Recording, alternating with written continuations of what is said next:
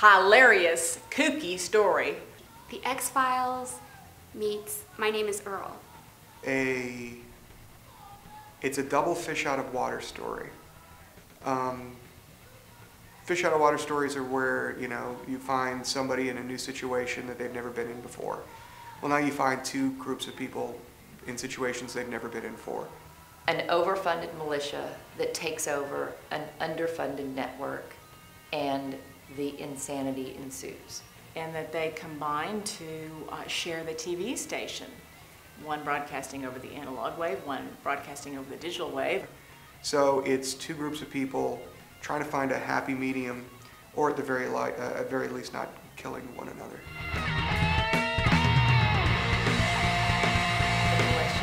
The militia is led by Justice, who is played by Christopher Nash, who has been just a blessing to find as a teammate. I mean, he has been awesome.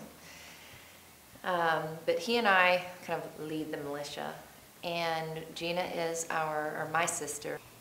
Well, she is the one that first found the station. She's the one that came up with the idea of taking over the analog signal at the TV station. And so it's a little frightening to say, so in a way, she's kind of the brains behind the whole operation without really, you know, having any official capacity. That's kind of scary. And then Goldie and Little Red, and that is our militia.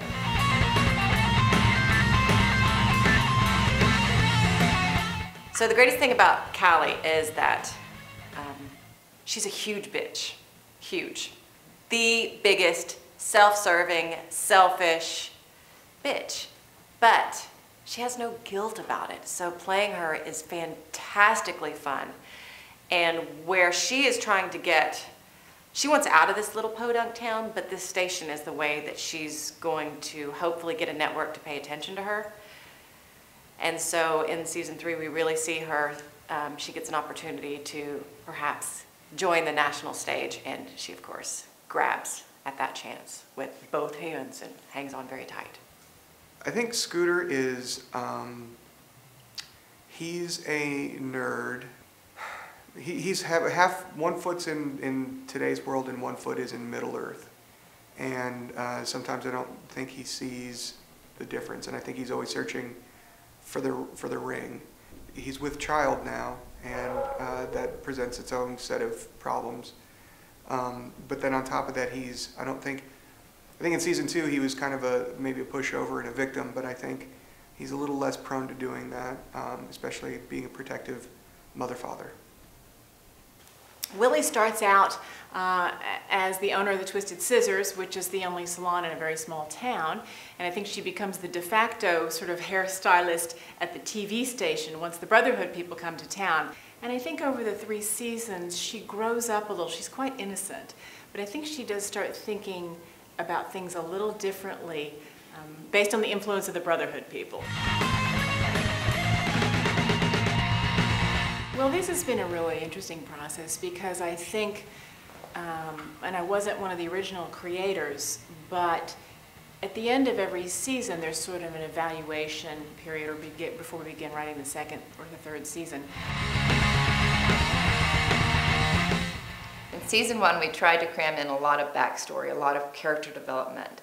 And what we found in season 1 is the shows that were successful were the standalone shows.